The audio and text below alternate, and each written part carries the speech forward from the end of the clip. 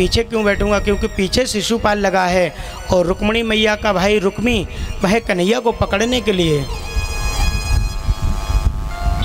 क्योंकि कन्हैया ने मेरी बहन का हरण किया है तो मैं इसको छोड़ूंगा नहीं, मैं इसका वध कर दूंगा। इको कम करो जाकर।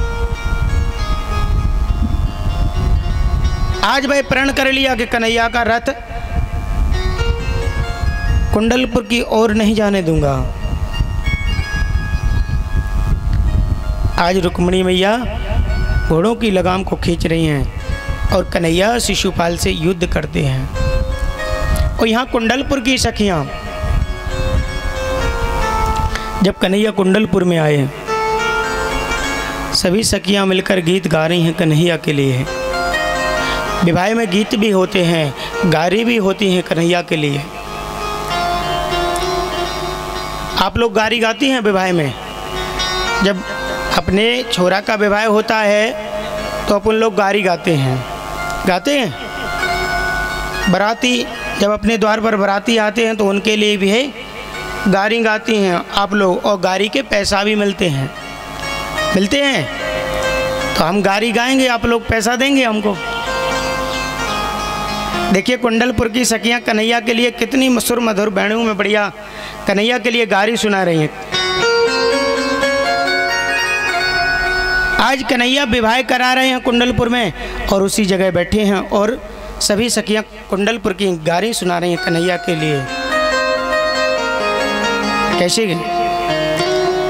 मुकुटधर सांवरे रे लाला धोबापन के जाए, मुकुटधर सांवरे रे लाला धोबापन के जाए, मुकुटधर सांवरे जिसको भी आए गाती रहे। मुकुटधर सांवरे रे लाला धोबापन के जाए।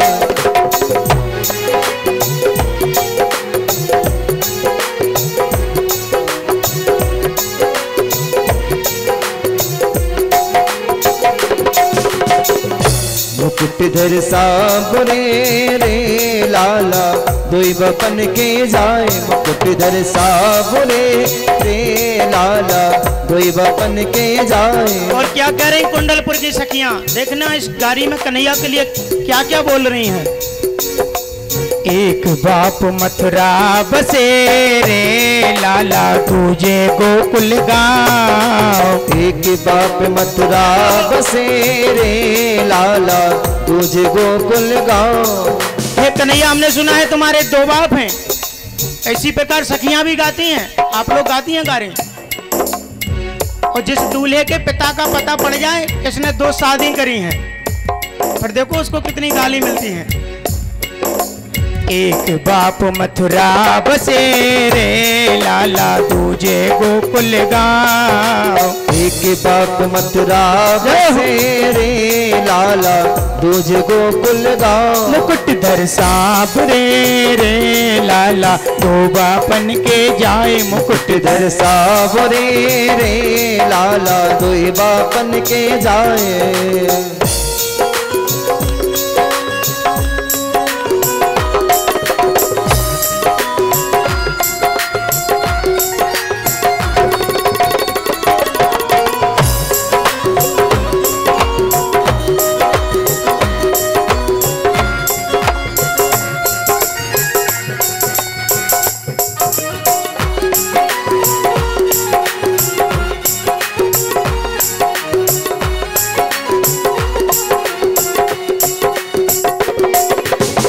और क्या कह रही हैं सखियां।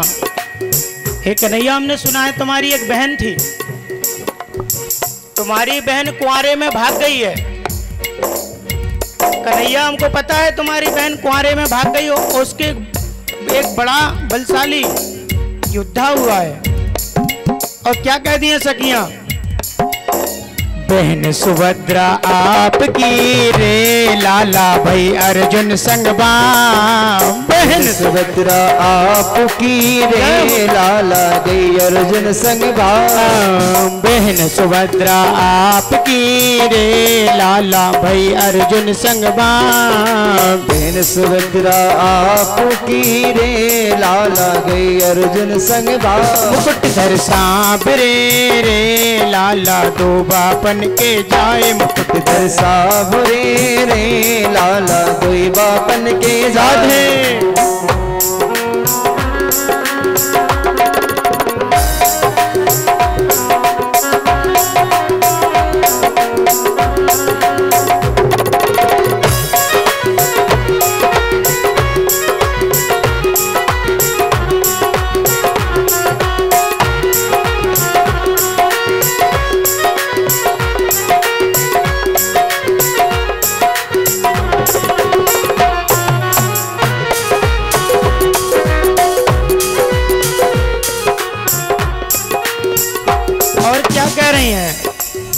कन्हैया सब सुन रहे हैं क्योंकि विवाह कराना है और कन्हैया मुस्कुरा रहे हैं। और वही सखियां कह रही हैं, गोरे हैं वसुदेव की रे लाला गोरे हैं बलराम। गोरे हैं रे लाला गोरे हैं बलराम। गोरे हैं वसुदेव की रे लाला गोरे हैं बलराम। गोरे हैं वसुदेव के साथ रे लाला गोरे हैं बलराम। पर तुम कारे कहाँ से भये रे लाला ये तो हमको बताओ। तुम कारे कहाँ से भये रे लाला ये तो हमको बताओ। मुकुटधर सांवरे रे कोई बापन के जाए। दर सांवरे रे लाला कोई बापन के जाए।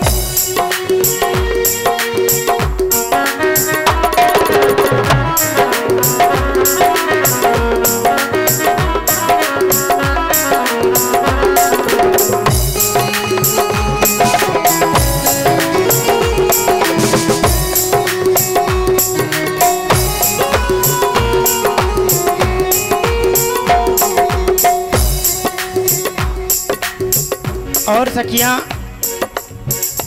आखिरी बात में क्या कहती हैं, हिल मिल गारी दे रही रे लाला कुंडलपुर की नार। हिल मिल गारी दे रही रे लाला कुंडलपुर की नार। हिल मिल गारी दे रही रे लाला कुंडलपुर की नार। हिल मिल गारी दे रही रे लाला कुंडलपुर की नार। हिल मिल गारी दे रही रे लाला कुंडलपुर की नार। हिल मिल गारी दे रही रे लाला कुंडलपुर की नार। मुकुटधर सांवरे रे लाला दो बापन के जाए। मुकुटधर सांवरे रे लाला दो बापन के जाए। मुकुटधर सांवरे रे लाला दो बापन के जाए।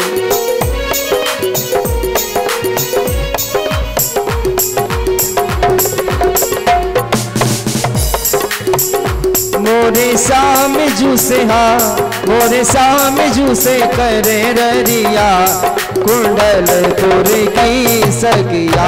मोरे शाम जूसे हाँ मोरे शाम जूसे करे ररिया कुंडलपुर की सगिया। मुकुटधर सांवरे रे लाला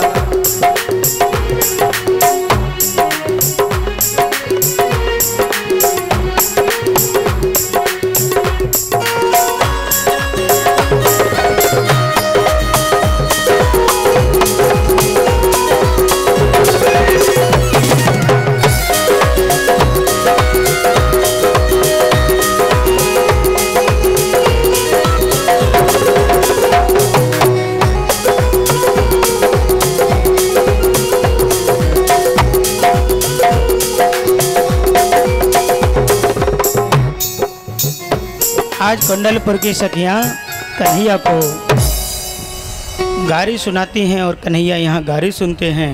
और रुक्मिणी मैया के साथ में कन्हैया का विवाह संपन्न होता है। बोलिए रुक्मिणी मंगल भगवान की जय हो।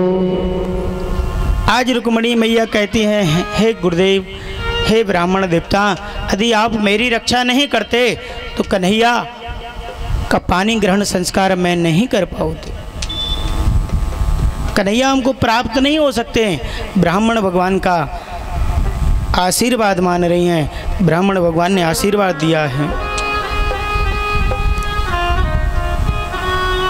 सतगुरु कृपा अनमोलो यथा, जन्मन जन्म पूजाय तो श्री शंकर रुद्र। शंकर भगवान की पूजा करते थे, सदगुरुदेव भगवान को मानते थे।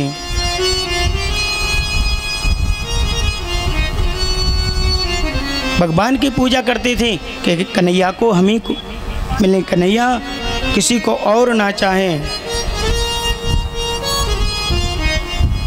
आप विचार करना, जब हम लोग कोई कामना करते हैं भगवान से तो भाई भगवान देते हैं।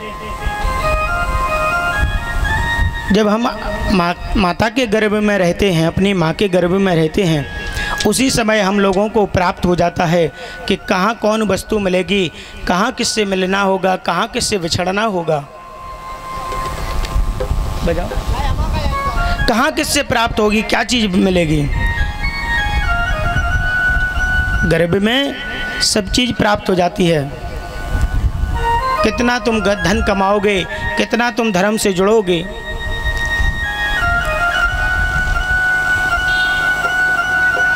धर्म भगवान से जोड़ देता है। हर चीज में दीमक लग जाती है, हर चीज घुन जाती है। आप विचार करना, लकड़ी में दीमक लग जाती है, लकड़ी पड़ी पड़ी वहीं पर सड़ जाती है। लोहे में जंग लग जाती है। मनुष्य भी चला जाता है, लेकिन जाता सिर्फ उसके साथ में धर्म। इसीलिए तो धन भगवान देते हैं। विद्या प्राप्त करना है तो गर्भ में ही हो जाती है। ये जीवन की हम और आप जो बैठे हैं, जैसे आप विचार करना, जैसे फिल्म की शूटिंग होती है, फिल्मी दुनिया वाले फिल्म की शूटिंग कर देते हैं। श्री राधे, आप लोग शांत रहें। जैसे फिल्म की शूटिंग हो जाती है, इसी प्रकार हम और आपके जीवन की फिल्म अपने गर्भ में ही बन जाती है। माँ के गर्भ में बन गई अपनी फिल्म। अब अपन को क्या करना है, वो रिलीज हो रही है। अब उसको कितनी छोटी पर्दा पर चलाना चाहते हो या बड़ी पर्दा पर चलाना चाहते हो, ये आपके ऊपर डिपेंड करता है। छोटी पर्दा क्या होती है, छोटे से रूप में भगवान का कार्य करते हो तो छोटा सा पुण्य मिलेगा, और बड़े स्तर से बड़ा कार्य करोगे तो बड़े स्तर से भगवान का पुण्य धर्म मिलेगा। धन्य है जो मनसाराम केवट जी, जो उनके पुत्र ऐसे हुए हैं। नहीं तो पुत्र ऐसा हो ही नहीं सकता कि धर्म से जुड़ जाए।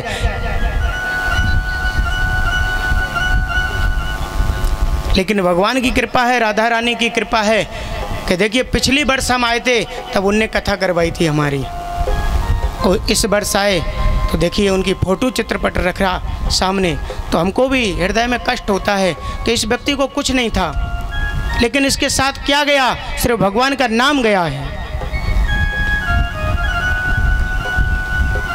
सब पड़ा रह जाएगा, ऐसा ही चित्रपट आपका लग जाएगा।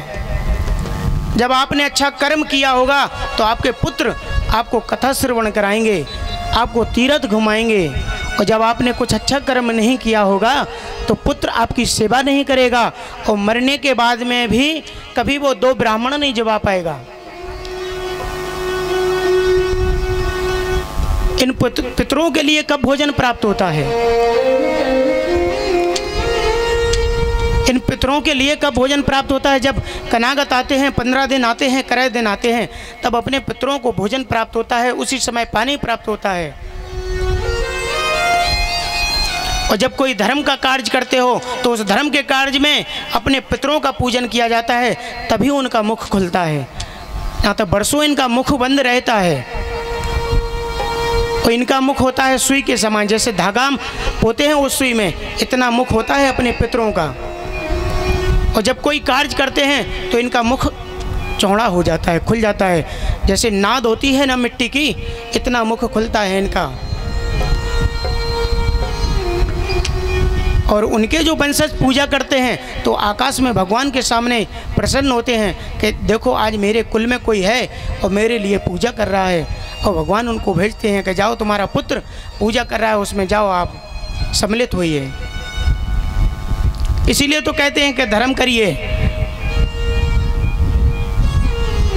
सब पड़ा रह जाएगा, सब घुन जाएगा, दीमक लग जाएगी।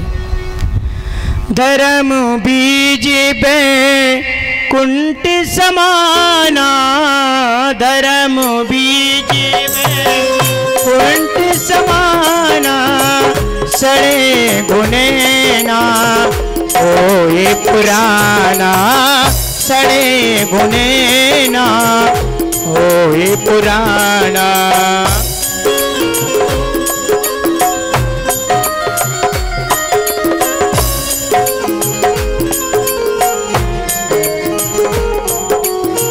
धर्म बीज में कुंट समाना, धर्म बीज में कुंट समाना, सड़े गुने ना होए पुराना, सड़े गुने ना होए पुराना। वस्त्र पुराना हो जाता है और तन अपना पुराना हो जाता है तो जीव इस तन में को छोड़कर चला जाता है और नए जीव में प्रवेश हो जाता है, नए शरीर में धारण हो जाता है। इसी प्रकार जब पुराने वस्त्र हो जाते हैं तो अपन उनको निकाल के रख देते हैं, लेकिन धर्म कभी पुराना हो ही नहीं सकता है।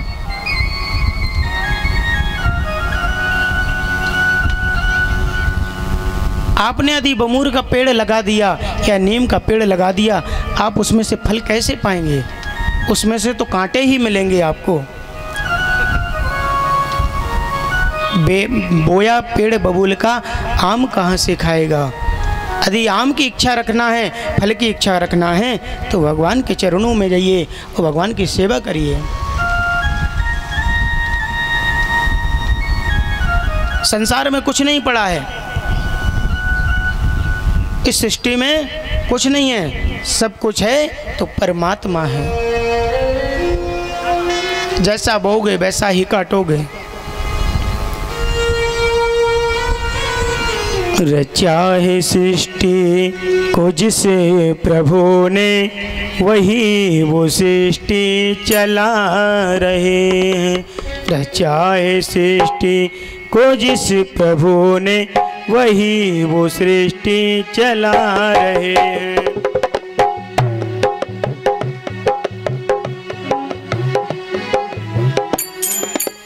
रचा है सृष्टि को जिस प्रभु ने, वही वो सृष्टि चला रहे हैं। जो पेड़ हमने लगाया है उसी का फल हम पा रहे हैं। जैसा आप अपने बच्चे को सिखा दोगे वैसा ही आप पाओगे।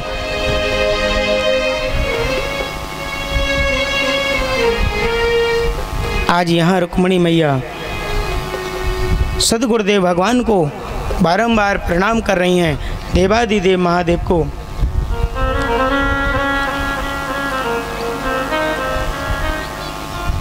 प्रभु गिरधर नाबर हरस्तो सुंदरम श्री वासासुरयतो यतः बेड़ो गोकुल बाजे श्री रुक्मणी मंगल वामो यतः। आज कन्हैया नटवर भाई रुक्मणी मैया को पास में बैठा ले हैं और रुक्मणी मैया क्या कह रही हैं? पायो जी मैंने राम रतन धन पायो।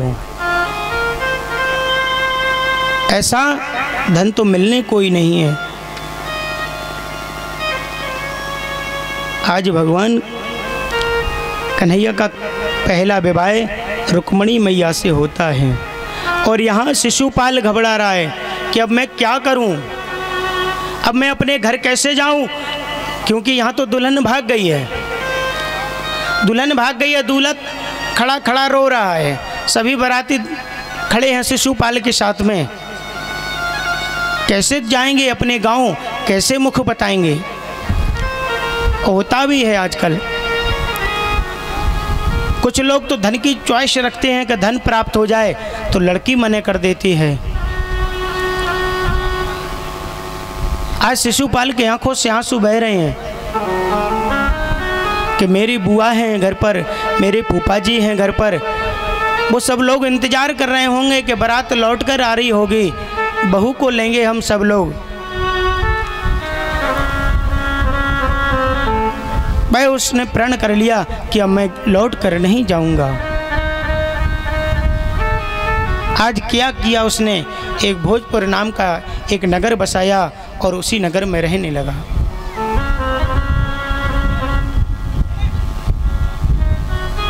जो इज्जत वाले लोग होते हैं वो प्रण कर लेते हैं,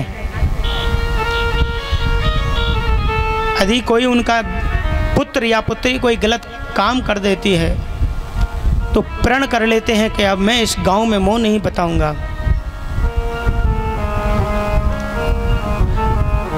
हमने देखा भी है, हमने देखा है एक ऐसे सज्जन को, उसने प्रण किया, उसके साथ में भी ऐसा गलत हुआ तो उसने प्रण कर लिया था कि मैं गांव नहीं जाऊंगा, जब गांव जाऊंगा तो मेरी सिर्फ अर्थी ही जाएगी यहाँ से।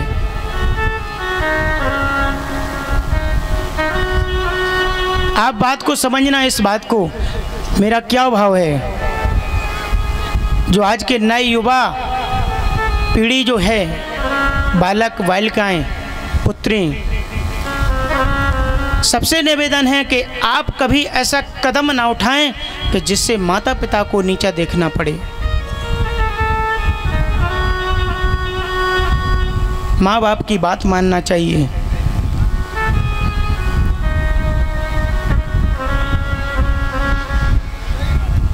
आज रुक्मिणी मैया कहाँ पहुँचती हैं, देखिए कन्हैया के साथ में द्वारका। जब द्वारका में रुक्मिणी मैया विराजित हैं और कन्हैया उस सिंहासन पर बैठे हैं, आज कन्हैया की सेवा हो रही है।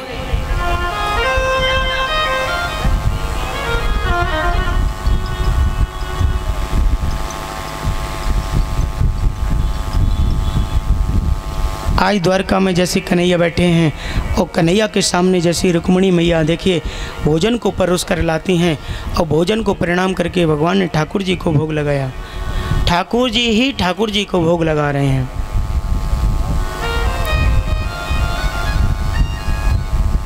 ठाकुर जी ही, क्योंकि एक दूसरे को भगवान ब्रह्मा विष्णु महेश एक दूसरे को गुरु मानते थे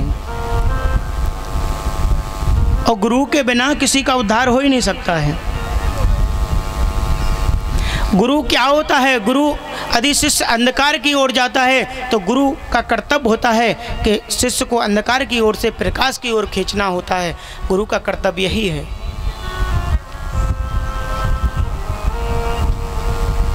आज गुरु बनाने की ज़रूरत भोले बाबा को भी पड़ी, भगवान राम को भी गुरु बनाने की ज़रूरत पड़ी।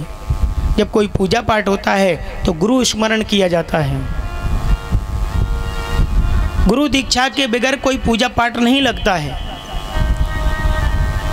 पूजा पाठ कि जो अपन प्राप्त करना चाहते हैं वह चीज़ प्राप्त नहीं हो पाती है।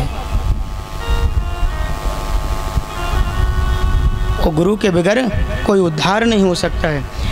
गुरु बिन भवो निध तरह न कोई, गुरु बिन भवो निध तरह न कोई, जो गुरु रंच कर सम होई, जो बिरंच कर सम होई, जो बिरंच कर सम होई। गुरु बिन भवनित तरह न कोई, जो विरंच शंकर सम होए। शंकर जी को भी गुरु बनाने की ज़रूरत पड़ी तो हम और आप लोग कहाँ लगते हैं। जैसे आप विचार करना, हम और आपके पास में पैसा रखा है घर पर, यदि आपके पास पैसा है और आपका अकाउंट खुला है तो आप उस अकाउंट में अपना पैसा जमा कर दोगे और जब ज़रूरत पड़ेगी तब उस अकाउंट से आप पैसा निकाल लेंगे। इसी प्रकार जब गुरु दीक्षा लोगे आप तो अपने भविष्य का अकाउंट खुल जाएगा और अकाउंट खुलने के बाद जो भजन और तप आप करते हैं, जब आपको ज़रूरत पड़ेगी तब भगवान उसको दे देंगे। और कोई गुरु अच्छे होते हैं तो पूजा पाठ करते हैं तो 10% का पुण्य आपको वैसे ही मिलता है। आपको भजन करने की ज़रूरत नहीं है, यदि गुरु भजन कर रहे हैं तो 10% का भजन आपको मिलेगा। यदि शिष्य कोई गलत कर्म करता है, मांस मदिरा का भक्षण करता है, तो गुरु को भी भोगना पड़ेगा 10% का। इसीलिए तो कोई सही गुरु होगा तो पूछ लेगा पहले दीक्षा देने से पहले कि ये बताओ आप मांस मदिरा का भक्षण तो नहीं करते हो।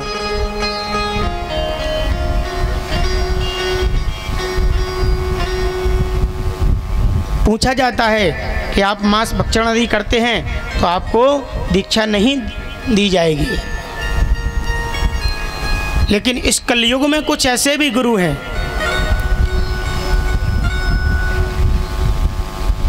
गुरु भी गली गली डोल रहे हैं और गुरु भी कहते हैं दीक्षा ले लो हमसे, भला ही आप नरक में चले जाओ, बिने 10 रुपया दे दो 50 रुपया दे दो, वो दे देंगे दीक्षा। लेकिन वो ये नहीं सोचेंगे कि ये 10 रुपया ये 50 रुपया ये तुमको कितना भारी पड़ेगा। एक शिष्य था और शिष्य ने कहा कि हमने तो अपना दोष मिटाने के लिए दीक्षा ली। और कुछ लोग होते भी हैं ऐसे कि भाई सोचते हैं कि दीक्षा ले लो सिर्फ कहने के लिए कि हाँ हमने गुरु दीक्षा ले ली। शिष्य बोला गुरु से मैं बहुत परेशान हो गया, गुरु हर साल आ जाते हैं। एक वर्ष आए गुरुजी अन्नदान लेने के लिए आए, दूसरी वर्ष आए वस्त्र दिया दक्षिणा दी, तीसरी वर्ष ऐसे ही आते रहे गुरुजी। बेचारा शिष्य बहुत परेशान हो गया। कुछ समय बाद गुरुजी का देहांत हुआ। जब गुरुजी भगवान के धाम को गए तो शिष्य को पता पड़ा कि गुरुजी चले गए, तो प्रसन्न होने लगा। तो दूसरा मित्र उसके साथ में था तो बोले प्रसन्न क्यों हो रहे? अरे बोले गुरुजी हर वर्ष आते थे, 1 बोरी गेहूं भर दो, दाल दे दो, आटा दे दो, वस्त्र दे दो, मांगते थे गुरु। तो क्या कह रहा है वैसे, गुरु हते सो मर गए चेलन के अब चैन, हर साल आ जाऊती थे सुधोती कुर्ता लेन। हर साल आते थे गुरुजी। आज ऐसे भी चेला हैं कि गुरुजी चले गए तो प्रसन्न होते हैं। कभी अपने हृदय में ऐसा भाव नहीं रखना चाहिए कि गुरु यदि चले गए हैं तो प्रसन्न नहीं होना चाहिए। गुरु आपको भव सागर से पार करने वाले होते हैं, सद्गुरुदेव होते हैं। माता पिता भी आपको भगवान के धाम में ले जाते हैं, सत्कर्म कराते हैं। आज भगवान कन्हैया के यहाँ जब लक्ष्मी मैया उस भोजन को लेकर आई, गुरुजी को प्रणाम किया, भगवान ने प्रसाद लगाकर और भगवान ने प्रसाद पाया। आज रुक्मणी मैया का भाई रुक्मी उसने प्रण कर लिया कि मैं कन्हैया को नहीं छोड़ूंगा, कन्हैया का मैं वध करूंगा, क्योंकि मेरी बहन के साथ में इन्हें पानी ग्रहण संस्कार किया है। आज कन्हैया से भी युद्ध करने लगा। तो कन्हैया ने जैसे ही रुक्मी को पकड़ा और उसको मारने के लिए दौड़े तो रुक्मणी मैया ने हाथ जोड़कर प्रणाम किया, हे स्वामी एक ही तो तुम्हारा साला है और इसको भी मार दोगे तो आपसे जीजा कौन कहेगा। रुक्मणी मैया ने भगवान के सामने हाथों को जोड़ा और प्रणाम किया। कन्हैया ने उसको छोड़ दिया। बोलिए वृंदावन बिहारी लाल की जय। जय सद्गुरुदेव भगवान की जय हो। भगवान का दूसरा विवाह किसके साथ हुआ?